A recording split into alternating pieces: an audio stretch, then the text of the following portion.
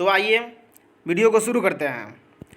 तो देखिए, पिछले वीडियो में हम लोग देखे थे सिंगल लाइन डायग्राम 132 या 220 किलो वोल्ट का, ठीक है ना।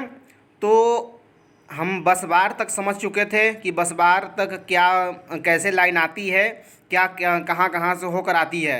सभी इंस्ट्रूमेंट जो लगे थे उसमें जो युक्ति लगी थी उसके बारे में जान चुके थे और सबके काम भी जान चुके थे। कुछ चीज़ों के काम नहीं जाने थे, तो इस वीडियो में आप जान जाएंगे, ठीक है। तो आइए देखिए, जैसे हमको लग रहा है कि हम आप लोग को पीटी के बारे में नहीं बताए थे, सीटी के बारे में नहीं बताए थे। तो पीटी का काम होता है पोटेंशियल ट्रांसफार्मर, ये हाई वोल्टेज को मेजर करने के लिए काम आता है, ठीक है ना। आप लोग पढ़े भी होंगे, पीटी जो होता है हाई वोल्टेज को मेजर करता है, ठीक है। जो सीटी होता है ये हाई करंट को मेजर करता है। तो कह सकते हैं ये मेजरिंग इंस्ट्रूमेंट है। ये क्या है, मतलब मेजरिंग ट्रांसफार्मर है, ठीक है ना। ये इंस्ट्रूमेंट का काम करता है, ठीक है। इसमें हम इंस्ट्रूमेंट ट्रांसफार्मर भी कहते हैं, बस भाई।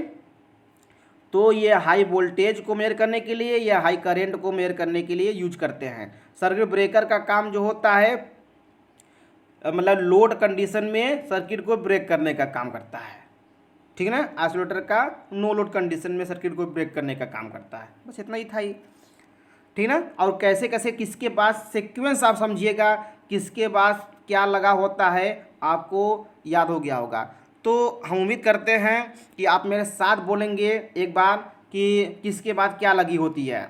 तो देखिए, सबसे पहले क्या लगी होती है, इनकमिंग आती है तो कहाँ जाती है, ग्रेंट्री में जाती है। ग्रेंट्री आपको मैं बताया था कि ग्रेंट्री क्या है, ठीक ना। ये हमारा जालीदार पोल हो गया, ये हमारा जालीदार पोल हो गया, और ये देखिए यहाँ पर हो गया, और यहाँ पर ये हमारी लाइन आती है तो यहाँ पर रुक जाती है। तो ये आप देख रहे हैं ना, इसी को ग्रेंट्री कहते हैं। बात समझ आई, इसी को हम क्या कहते हैं, ग्रेंट्री कहते हैं। तो लाइन कहाँ आती है, ग्रेंट्री में आती है। तो ग्रेंट्री के पास आती है तो यहाँ से जंपर करके हम लाइन को आगे लाते हैं। तो ये आपको एक नया चीज़ पता हो गया कि ग्रेंट्री क्या होती है। तो ग्रेंट्री समझ आया बात। तो जिसमें हम लाइन को लिया करके रोक देते हैं उसी को हम ग्रेंट्री कहते हैं, ठीक है ना। ये सपोर्ट पोल होता है एक प्रकार का, क्लियर। तो इतना जो लाइन वहाँ से आ गया तो सबसे ग्रेंट्री में आई। ग्रेंट्री के बाद कहाँ लाइन गई, अभी हम सबसे पहले हमारा एलए में गया, फिर वेब ट्रैप में गया, फिर बोलते रहिएगा आप लोग लाइन साइड आइसोलेटर में गया, फिर पोटेंशियल ट्रांसफार्मर में गया, फिर सीटी में गया करंट ट्रांसफार्मर में, फिर कहाँ गया, सर्किट ब्रेकर में गया, सर्किट ब्रेकर से बस बार में चला गया। इतने से चीज़ों से होते हुए यहाँ पर बस बार तक आई।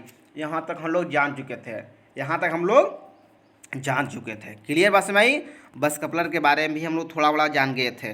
तो हम लोग आते हैं अब इसके बाद के बारे में, ठीक है ना। जो अभी तक वीडियो को नहीं देख पाए हैं पिछला वीडियो, कृपया आप लोग से रिक्वेस्ट है कि जा कर के सबसे पहले आप लोग पिछला वीडियो देख लें।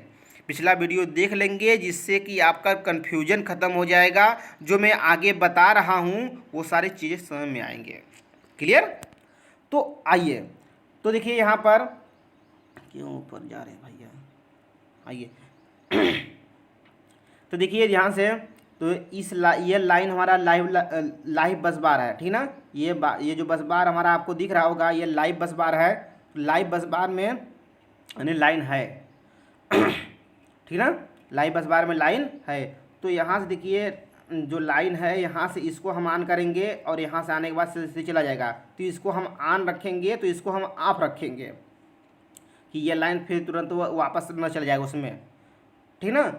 तो इसलिए हम लोग क्या करेंगे, केवल इसको हम ऑफ करेंगे और इसको हम ऑन करेंगे, ये वाला। क्लियर बात समझ आ रही है ना। तो यहाँ से जब ये ऑन हो गया यानी ये हमारा ऑन हो गया, तो अब इसके बाद लाइन कहाँ आया, ये सर्किट ब्रेकर है, आपको पता है ये सर्किट ब्रेकर है, इस साइड दिख रहा होगा, ठीक ना। ये क्या हमारा सर्किट ब्रेकर है। आइए इसी साइड समझ लेते हैं।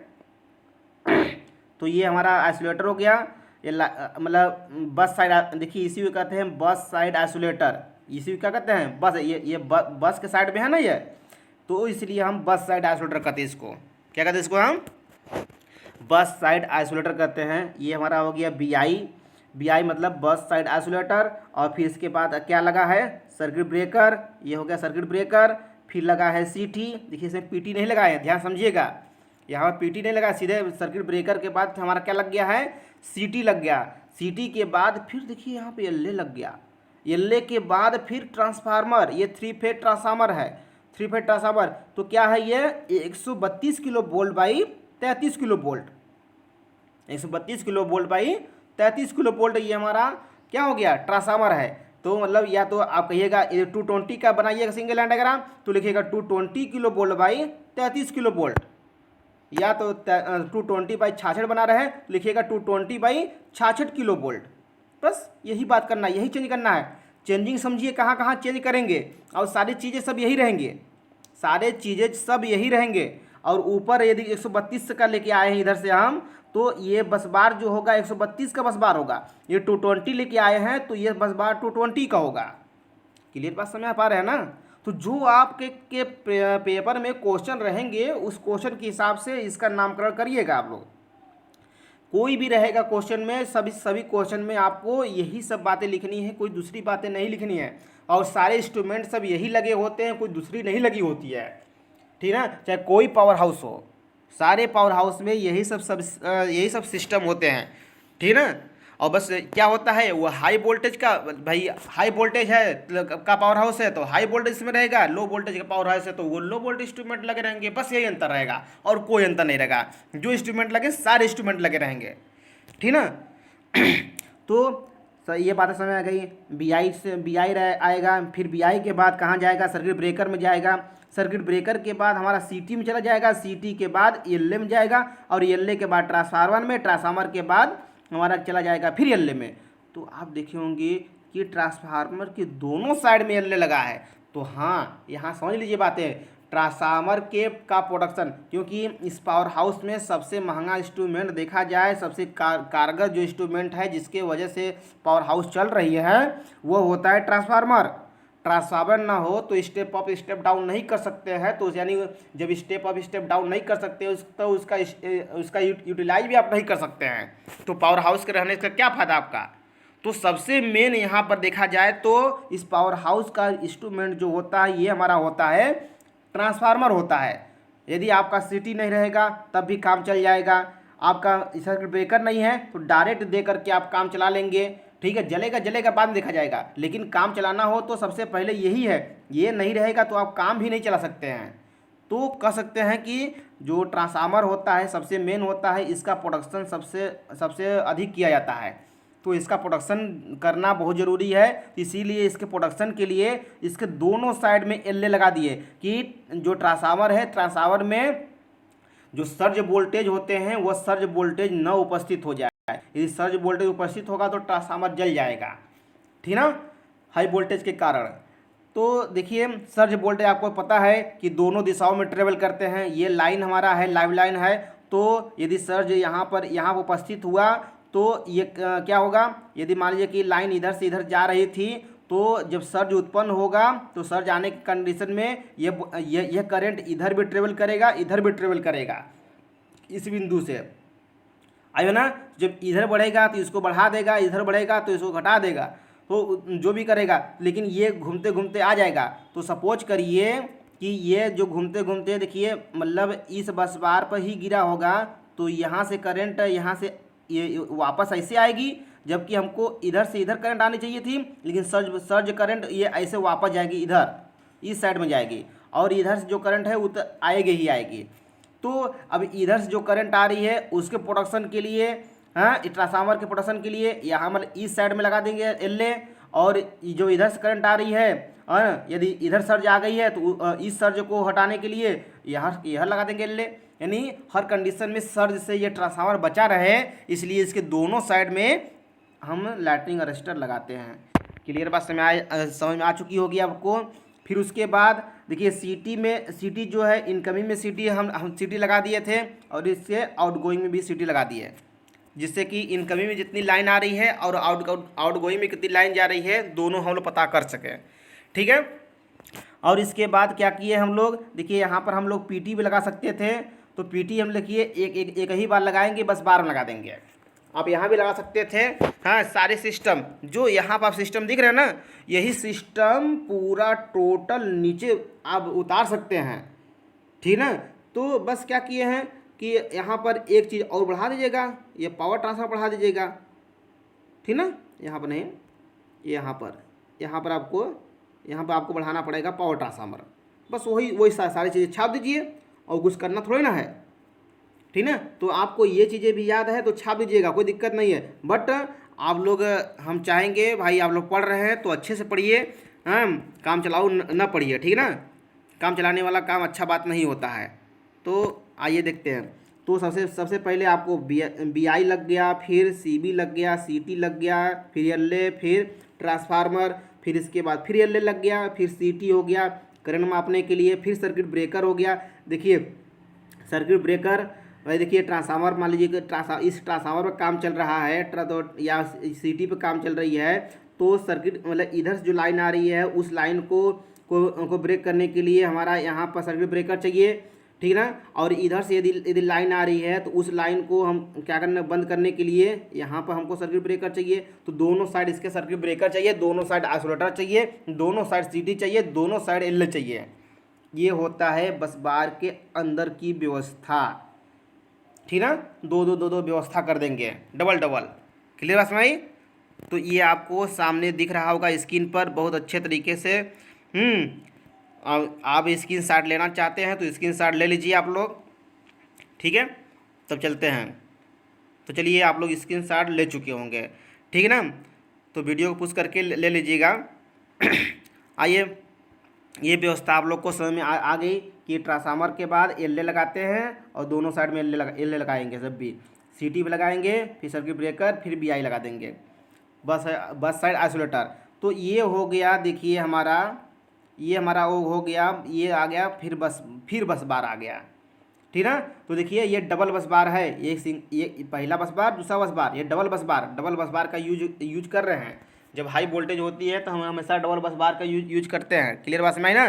तो देखिए ये हमारा होता है, फिलहाल भी इस समय में हमारी ये मेन बस बार है और ये मेंटेनेंस बस बार है।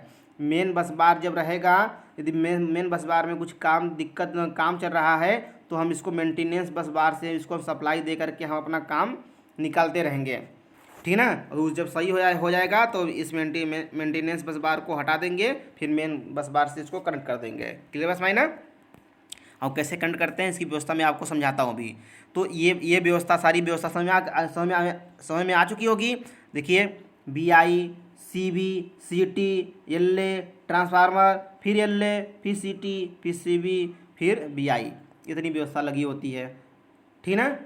तो इस हिसाब से आपको समझ में आ चुका होगा कि इसकी व्यवस्था कैसे हम लोग करते हैं। क्लियर समझ ना। अब देखिए हम लोग आते हैं, इस व्यवस्था को समझ लेते हैं कि ये देखिए बस बार जो हमारा है कितने किलो वोल्ट का बस बार है। यहाँ देखिए मैं नहीं लिख पाया हूँ, आप लोग इसको लिख लीजिएगा। आप देखिए ट्रांसफार्मर जो आप देखे होंगे, ट्रांसफार्मर कितने की थी, हाँ 132 किलो वोल्ट, यानी यहाँ तक लाइन जो आ रही थी 132 किलो वोल्ट की लाइन आ रही थी, हाँ, या 220 की लाइन आ रही थी। और आउटपुट में ये ट्रांसफार्मर 33 की लाइन दे रहा है, मतलब ये बस बार 33 किलो वोल्ट की बस बार है। क्लियर समझ में आ गया मेरी बात है? समझ सकते हैं आप लोग, हाँ। तो ये 33 किलो वोल्ट की बस बार है। तो ये 33 किलो वोल्ट की बस बार हो गई। ये बातें आपको क्लियर हो गई, ठीक ना। तो यहाँ पर लिख लीजिएगा 33 किलो वोल्ट, ठीक ना। 33 किलो वोल्ट बस बार, ठीक ना। तो ये 33 किलो वोल्ट का बस बार है और उसके ऊपर वाला जो बस बार था 132 या 220 का था। तो अब देखिए यहाँ से हम लाइन को बाहर भेजेंगे, ये यहाँ तक तो हम अपना व्यवस्था कंट्रोल करने की व्यवस्था थी, हम लोग अभी कंट्रोल करने की व्यवस्था कंप्लीट कर लिए कि हम लोग कैसे स्टेप अप करें, स्टेप डाउन करें। तो हम लोग स्टेप डाउन किए थे इसमें, तो ये हम लोग स्टेप डाउन कर लिए। तो स्टेप डाउन करने के बाद क्या किए हम लोग, ये मेन बस बार में हम लोग दे दिए। ये देखिए जनरेशन वाले में जो होता है स्टेप अप लगाते हैं तो ये आपका बढ़ जाएगा, जो स्टार्टिंग वाला होगा वो 11 किलो वोल्ट का होगा। अब ये जो मेन वाला बस बार होगा 220 या 132 या 400 किलो वोल्ट का हो जाएगा। अब यहाँ से लाइन चली जाएगी, ठीक ना। तो जनरेशन वाले में भी सिस्टम यही रहता है, कोई दिक्कत नहीं है। जैसे इसी का उल्टा कर दीजिए, ख़त्म काम, ठीक ना। नहीं समझ आएगा फिर बताइएगा, मैं बताऊँगा आपको। फिलहाल में हम लोग इस चीज़ को जो देख रहे हैं उसको समझें हम लोग, ठीक ना। तो ये देखिए लाइन मतलब जो लाइन है मेन लाइन इसमें आपका आ चुकी होगी, ठीक ना। अब देखिए बीच में यहाँ पर आइसोलेटर लगा है मेन बस बार में, मेन बस बार में आइसोलेटर लगा है, मतलब ये इस समय मान लीजिए कि ओपन है, ये क्या है ओपन है। तो यहाँ से जो लाइनें आ रही है यहाँ से यहाँ तक ये यानी एक सर्किट, दो सर्किट, तीन सर्किट यहाँ से कंट्रोल होकर चल रही है। और इधर की जो सर्किटें हैं यहाँ से ये सर्किट, ये सर्किट, ये सर्किट, ये सर्किट यहाँ से ये चल रही है, मतलब 4 सर्किट चल रही है, इधर चल रही है 4 सर्किट। तो 4 सर्किट मतलब ये क्या हुआ, हाँ एक पावर हाउस चला गया, ये दूसरे पावर हाउस को, ये तीसरे पावर हाउस को, ये चौथे पावर हाउस को, ये भी ये दूसरे मतलब एक पावर हाउस को, दूसरे पावर हाउस को, तीसरे पावर हाउस को चला गया, ठीक ना। अलग अलग पावर हाउसों को ये लाइन चला गया। और वो लाइन जो होगा 33 का होगा, 33 का लाइन हुआ होगा, यानी 33/11 किलो वोल्ट की लाइन होगी वहाँ पर उस पावर हाउस पर। जो ये लाइन जाएगी, ये लाइन जहाँ भी जिस पावर हाउस पर जाएगी वो पावर हाउस कितने का होगा, 33 kilo volt by 11 kilo volt का वह पावर हाउस होगा। तो इस वीडियो के बाद हम लोग इसी पावर हाउस के बारे में पढ़ेंगे, ठीक ना। जो आपके सिलेबस में है 33/11 किलो वोल्ट का बस जो पावर हाउस है उसका सिंगल लाइन डायग्राम तो आपके सिलेबस में है। तो इस वीडियो के बाद हम लोग इसी चीज़ को पढ़ेंगे। क्लियर बात समझ आई। तो चलिए, तो ये बातें आपको क्लियर हो गई है कि ये बस बार यहाँ से निकल रही है, मतलब इस बस बार से हम लोग लाइन यहाँ से निकाल रहे हैं, है ना। यहाँ से लाइन निकालना है, ये आउटगोइंग है, ये दूसरे पावर हाउस को जाएगी, छोटे छोटे पावर हाउसों को, ठीक है। तो यहाँ पर देखिए कैसे जाएगी। तो इसको जाने के लिए हम लोग क्या करेंगे, ये तो हमारा एक बस बार से चला जाएगा, ये दूसरे बस बार से चला जाएगा। लेकिन इसमें जब भेजेंगे तो फिर क्या क्या लगाएंगे, सेम ऊपर की सारी व्यवस्थाएं जो इनकमिंग में लगाए थे वही आउटगोइंग में लगा लेंगे हम लोग। कि देखिए क्या है, आइसोलेटर लगाएंगे, सर्किट ब्रेकर लगा देंगे, फिर सीटी लगा देंगे। पीटी तो यहाँ पर लगाए ही थे हम लोग, कोई दिक्कत नहीं है। और फिर इसके बाद क्या क्या लगाएंगे, नहीं तो फिर यहाँ पर पीटी भी लगा सकते हैं, कोई दिक्कत नहीं है। लगाने का मन है लगाइए, हाँ। लेकिन मैक्सिमम यहाँ पर कोई काम नहीं होता है, क्योंकि ये लाइन जहाँ जाएगा, ये लाइन जहाँ जाएगी, इस पावर हाउस जाएगा वहाँ पीटी लगा के रख के हम मेजर कर लेंगे कि हमारे पास कितना आया। हमारे पास तो यहाँ पर डिटेल आई है ना कि कितना किलो वोल्ट का हमारा यहाँ पर वोल्टेज है यहाँ पर। तो ये हमको तो दिखाएगा ही, पैरेलल में तो वोल्टेज बराबर दिखाएगा, चाहे तो यहाँ पर है चाहे तो यहाँ पर है, बराबर ही दिखाएगा पैरेलल में। तो इसलिए हमको दिक्कत नहीं है, यहाँ पर हम लोग नाप लेते हैं। तो ये जहाँ जाएगा वहाँ पर हम लोग नापने की व्यवस्था लगाएंगे, जो हम कि अगले वीडियो में हम लोग देखेंगे भी इस चीज़ को, ठीक है ना। तो बस यही सारी व्यवस्था रहती है और कुछ दूसरी व्यवस्था नहीं होती है। ये मतलब क्या लगा ले, BI लगा दिए, फिर सर्किट ब्रेकर, फिर सीटी, फिर आइसोलेटर। मान लो कि कभी लाइन को काटनी है तो लाइन काटने के लिए इस आइसोलेटर का प्रयोग करेंगे, लाइन कट जाएगा। लेकिन इस लाइन को काटने से पहले सर्किट ब्रेकर को काटेंगे, तब इस लाइन को काटेंगे। हाँ, यहाँ से काट दिए और यहाँ से काट दिए, जैसे कि बाहर की लाइनें जो है पावर हाउसों में न आने पाए, इस बस बार तक न आने पाए बाहर की जो लाइनें हैं। यानी सपोज करिए ये लाइनें कहीं जा रही है, इसी पर हमारा क्या हुआ कि आकाशीय बिजली गिर गई, यानी सर्ज उत्पन्न हुआ, तो ये करंट ऐसे आते हुए चला गया इस हमारे इसमें चला गया, मतलब मेन बस बार में, मेन बस बार से होते हुए चला गया ट्रांसफार्मर में। तो ट्रांसफार्मर के लिए, प्रोटेक्शन के लिए तो किए हैं, लेकिन अपने पावर हाउस में आने से पहले ही हम उसको कुछ करेंगे व्यवस्था, ठीक ना, कि हमारे पावर हाउस में आए ही ना। तो उसके लिए ये जो लाइन आती है तो यहाँ पर आइसोलेटर होती है, इस आइसोलेटर को बंद करने की व्यवस्था होती है, सर्किट ब्रेकर लगा देंगे, ठीक ना। ये सारी व्यवस्था खाली कंट्रोलिंग की व्यवस्था करेंगे, आउट गोइंग में केवल कंट्रोलिंग की व्यवस्था करेंगे कि हमको लाइन काटना हो तो काट दे बस, ठीक ना। तो ये सारी व्यवस्था होती है आपको। ये होता है सिंगल लाइन डायग्राम, चाहे इसके बारे में पढ़े, चाहे इसके बारे में पढ़े, चाहे इसके बारे में पढ़े, इसके किसी के बारे में पढ़ेंगे, सारी व्यवस्था वही होती है। एक चीज़ और छूटा है, ये चीज़ ये भी आता है बस कपलर। तो देखिए बस कपलर के बारे में तो बताए ही थे आप लोग को, दोबारा क्या बताना आपको है। तो देखिए ध्यान से बस कपलर के बारे में। तो बस कपलर सपोज करिए कि ये देखिए क्या है, मेंटेनेंस बस बार, ये हमारा क्या है, मेंटेनेंस बस बार। सपोज करिए कि इस बस बार में कोई दिक्कत आ गई है, इस बस बार में कोई दिक्कत आ गई है, तो इसको करेंगे यहाँ से हम ओपन, इसको करेंगे हम यहाँ से ओपन। अब क्या करेंगे, ये जो लाइन यहाँ से आ रही है, ये लाइन देखिए यहाँ पर आएगी, यहाँ से आइसोलेटर को चालू करेंगे, ये लाइन यहाँ पर आएगी। यहाँ पर क्या करेंगे, ये सर्किट ब्रेकर है, तो सर्किट ब्रेकर को ब्रेक करने के बाद पहले आइसोलेटर को ऑन करेंगे। आइसोलेटर को ऑन करने के बाद तब हम ऑन करेंगे, मतलब क्या करेंगे, सर्किट ब्रेकर को ऑन करेंगे, तब ये करंट यहाँ से होते हुए इस मेंटेनेंस बस बार में चली जाएगी। इस मेंटेनेंस बस बार में चली गई, तो जब इस मेंटेनेंस बस बार में चली गई तो यहाँ पर देखिए यही सारी व्यवस्था डबल आइसोलेटर की व्यवस्था यहाँ पर रहती है, ठीक ना, यहाँ पर रहती है। तो यहाँ से इस चीज़ को ऑन कर देंगे हम, तो लाइन यहाँ से अब यहाँ पे शिफ्ट हो जाएगी। इसको हम ओपन कर देंगे, इसको जब ओपन कर देंगे तो ये लाइन यहाँ से होते हुए यहाँ से अब जाना शुरू हो जाएगा, ठीक ना। और यहाँ पर वही चीज़ यहाँ पर कर देंगे, तो यहाँ से इससे जाना शुरू हो जाएगा। वैसे भी ऑलरेडी इसी से ये मेन से ही आ रहा था, तो इसमें डबल करने की ज़रूरत तो नहीं थी, ठीक ना। तो इस प्रकार से व्यवस्था करते हैं। क्लियर बात समझ में आ रही है।